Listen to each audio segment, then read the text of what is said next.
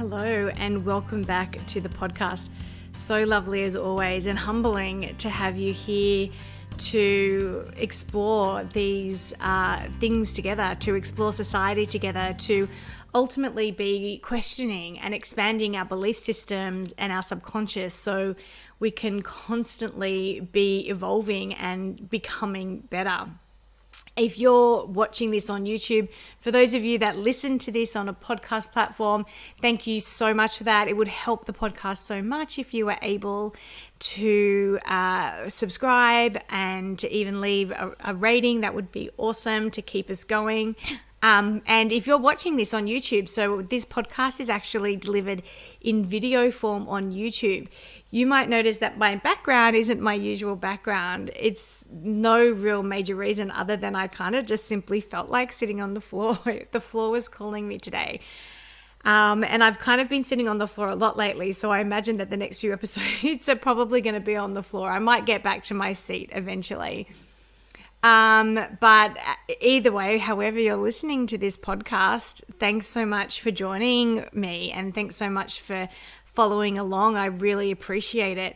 Feel free to please reach out. You can reach out via social media at the Light Path Collective, on Instagram or Facebook. Our Facebook community group, the Light Path Community, is an awesome place to reach out, not just to me, but to all the other practitioners on the Light Path Collective and all the other people that listen along, follow along, and are engaged in our community just to ask questions or discuss, anything that's on your mind, really.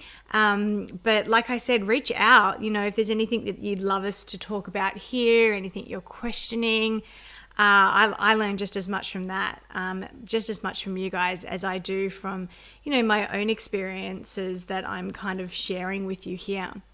And that gets me kind of onto today's topic where I really want to talk about girl boss culture, because I'm not going to lie, I kind of think it's quite toxic and almost counterproductive to the need for women to step up into their full potential, to push to the edges of their innate capacity and offer their beautiful natural gifts to the world in a way that is really respectful of who they are and how it is that we naturally do things. And I'm not gonna lie, the work I've done around leadership, any courses I've done around leadership or anything that I've read about leadership has really done little to help me be a leader, let alone an effective or impactful one. In fact, I don't even feel comfortable with the word leadership. I never have. It doesn't sit right with me. But I just don't know a better word for it. And my first experiences of leadership were in the field of education. And within that field, in my experience, and this is just my interpretation, so, take it or leave it, what I saw, generally speaking, was you get promoted into leadership roles within schools and sectors because for two reasons. Either A, you were a really good educator, so you were a really highly effective classroom practitioner, not necessarily a good leader. That was my experience. Or the converse could happen, or at least I saw it happening, that sometimes the structures and the systems didn't really know what to do with less effective educators, and would put them into leadership roles to, in a way, kind of foster that part of their career and try to make them good leaders because their classroom practicing probably wasn't as effective or that, maybe the system would have liked. And as a result of that, in my education career, I don't feel I had too many amazing leaders to look up to.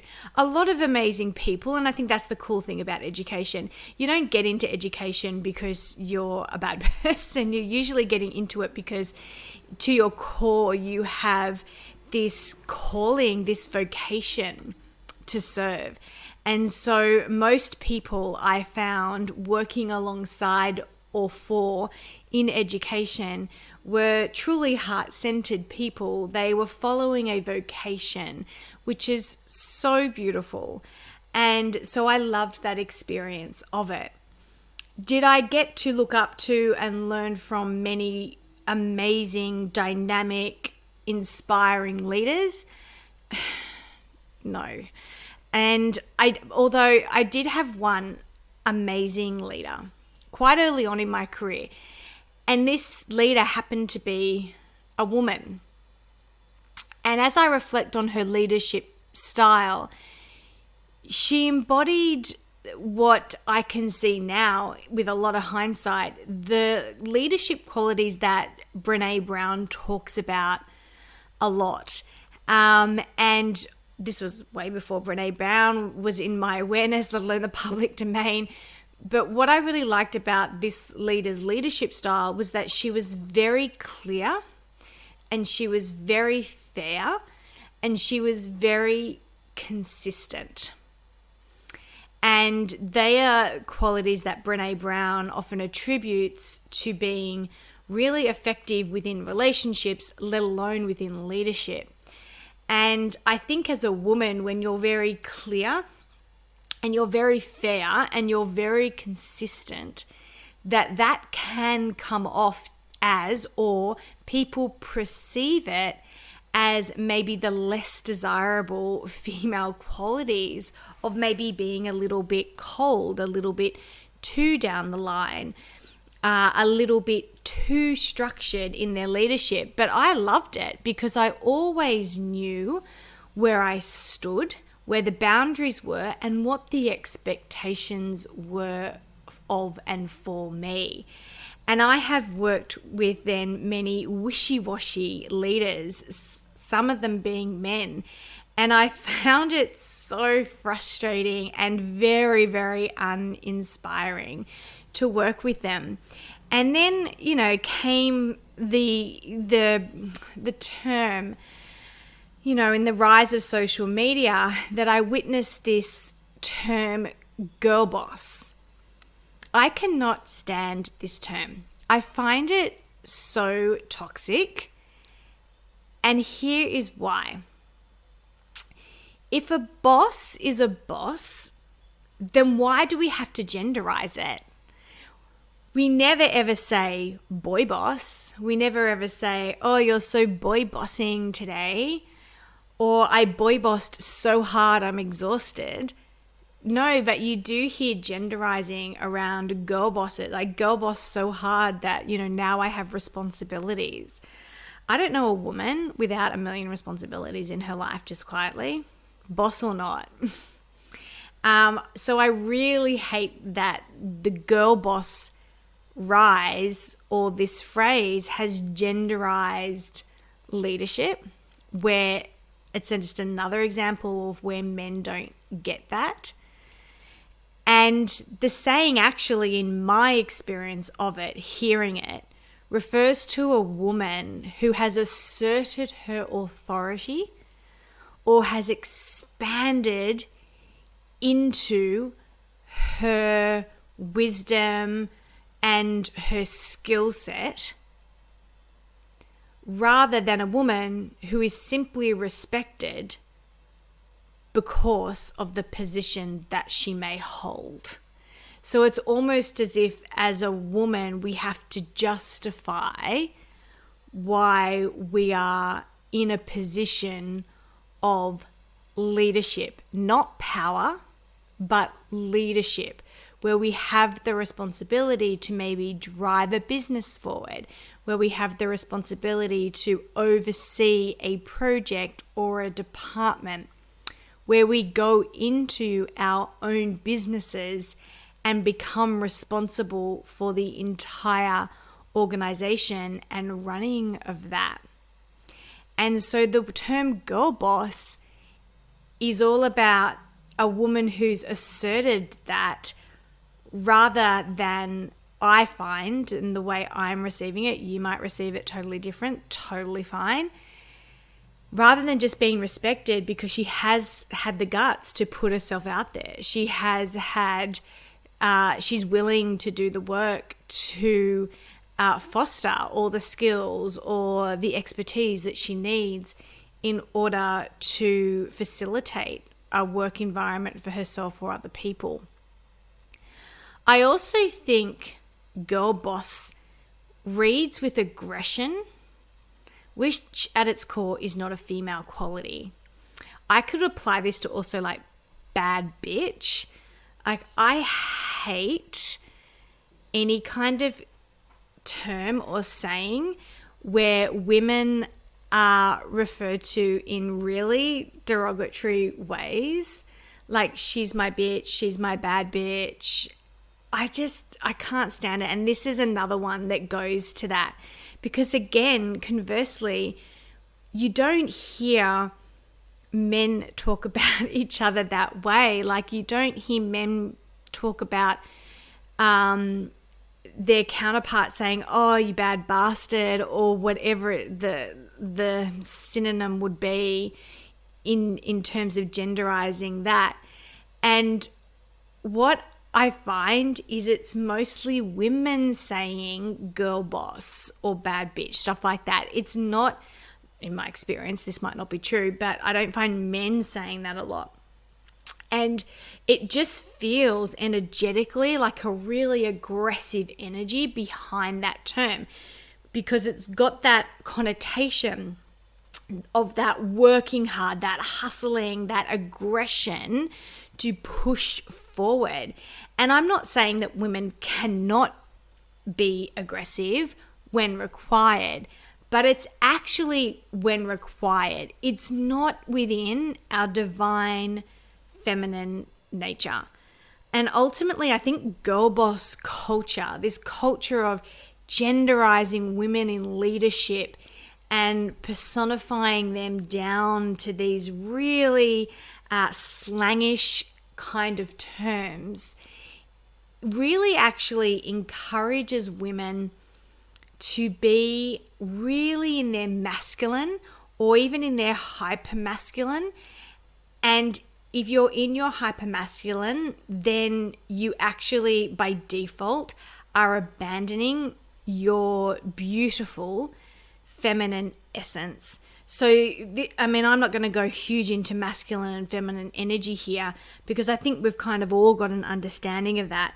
But just in its basic terms, that masculine energy of protector and provider, of that strength and really being assertive and leading in a way that shows consistency and calm and decisiveness. It's so beautifully done by men who embrace their masculine nature in a really healthy, robust way. And when women do it, it is also so beautiful. But for a woman to be in their divine feminine essence, we have to be really connected to our bodies, rather driven by and stuck within our minds.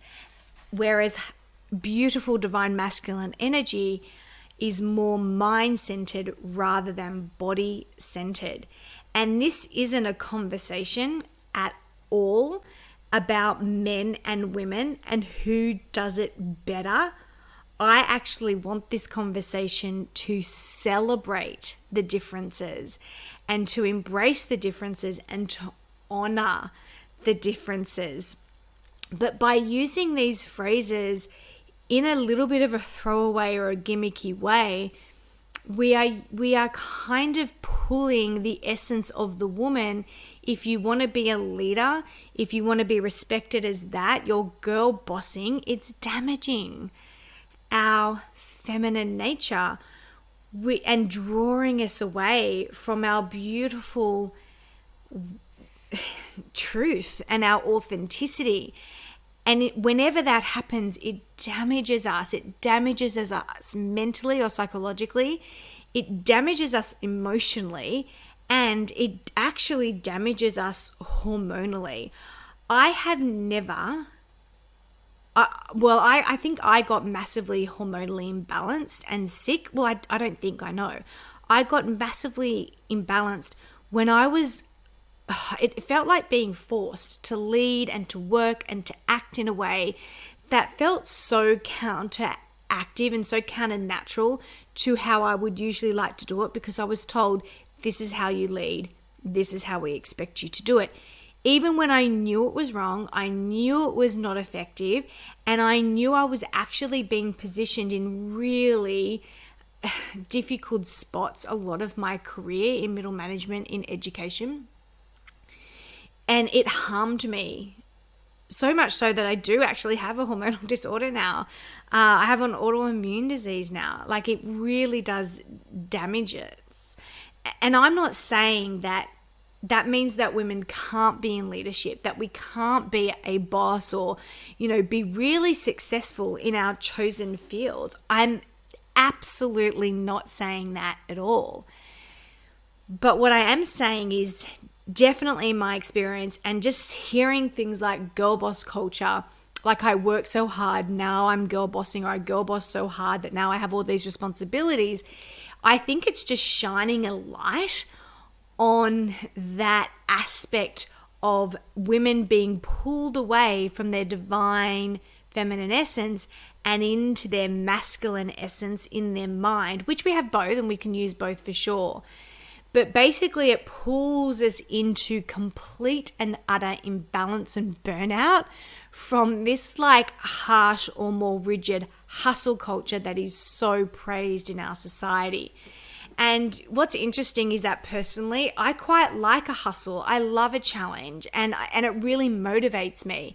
But I have learnt through a lot of trial and error, and through giving myself a lot of grace and space, to hustle in a way that allows me to step into and expand into my feminine, rather than discard it and do it in the masculine way.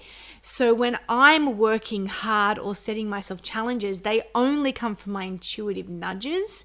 I intuitively know that this feels right for me, and then I get to using my mind to create that for myself, whilst being very in tune with my intuition on how to do that, on when to do that, on when to stop doing that, on when to push forward, on when to speak, when to pull back, when to stay quiet, rather than just relying on this masculine energy of push forward, go for it, provide, protect, all that masculine energy.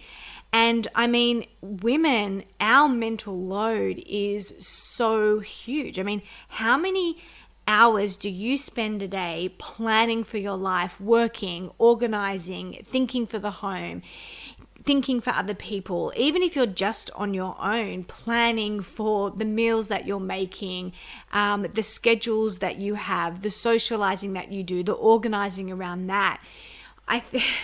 Basically, that is a lot of time spent using your energy to give to the world, rather than looking after yourself, even though part of that is looking after yourself, and we're told that is the way we're supposed to look after ourselves.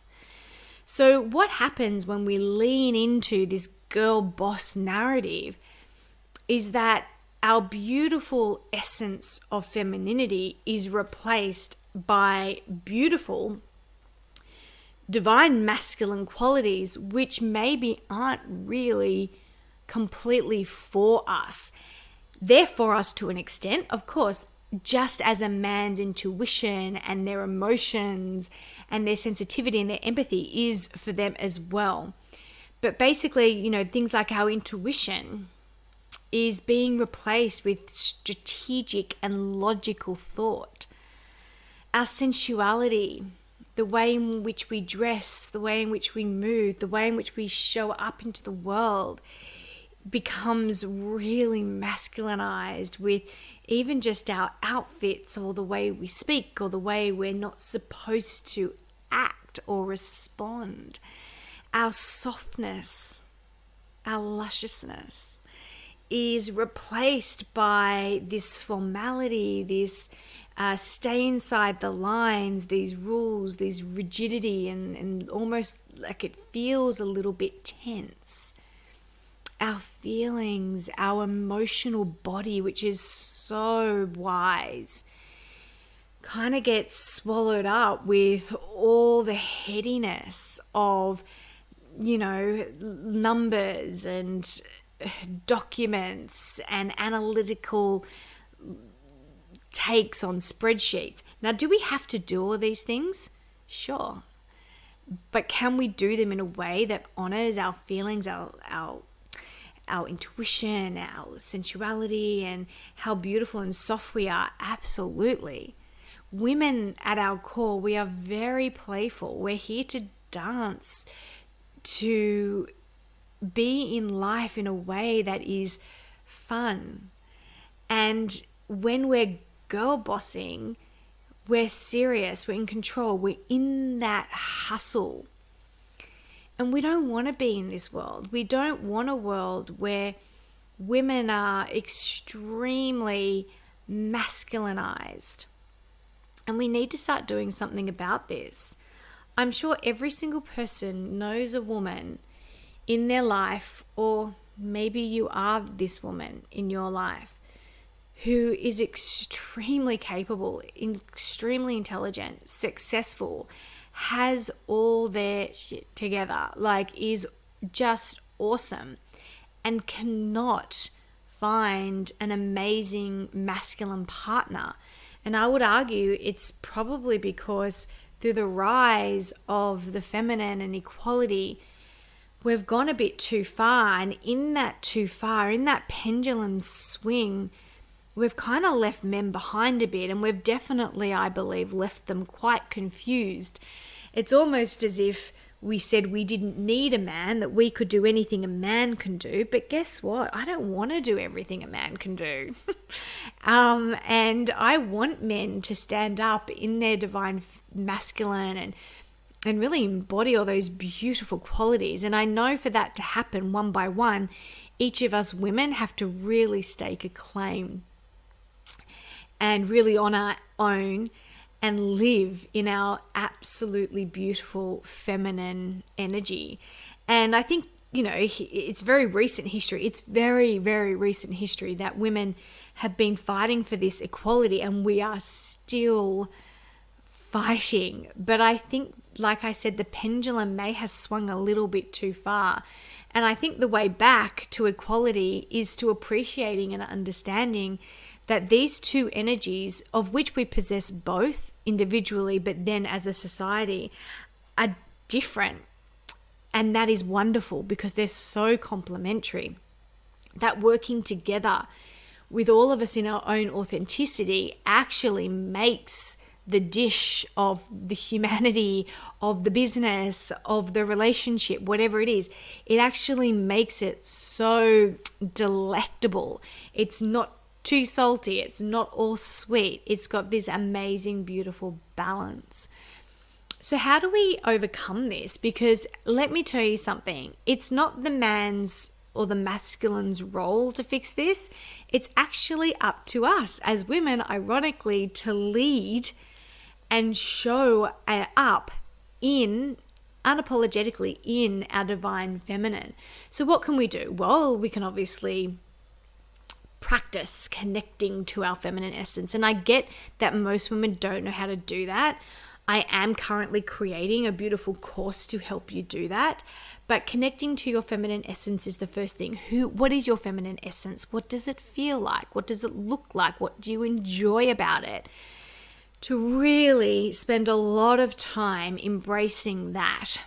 Obviously, setting boundaries in terms of our life and our work, and to be assertive in that way. To also be brave enough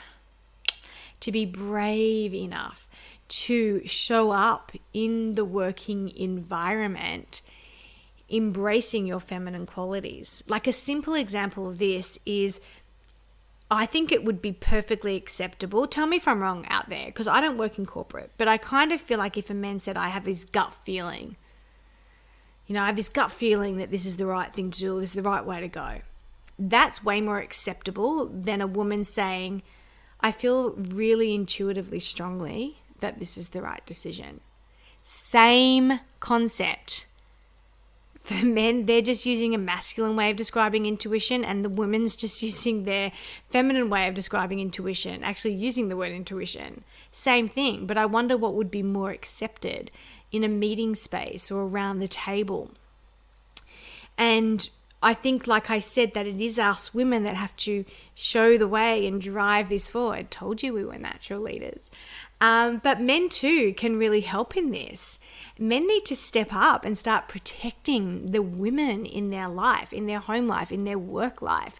Because whenever a man fails to really be in, own, honor, and stay really true to their divine masculine, women will naturally just overcompensate.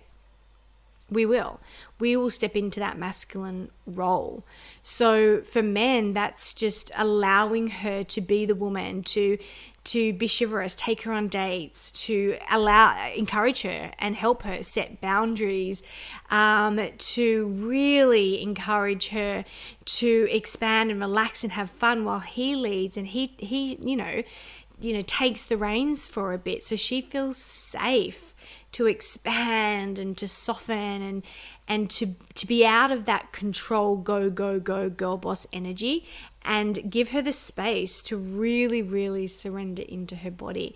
And I think that this is such a beautiful way that the world will be able to heal, and the world will be able to find its way back into this beautiful balance, into this beautiful dance that I think for quite some time now we've really, really forgotten. So how exciting to be open to even being part of this wave, part of doing things differently for the benefit of not just ourselves, but all the women and all the men that shall come after us.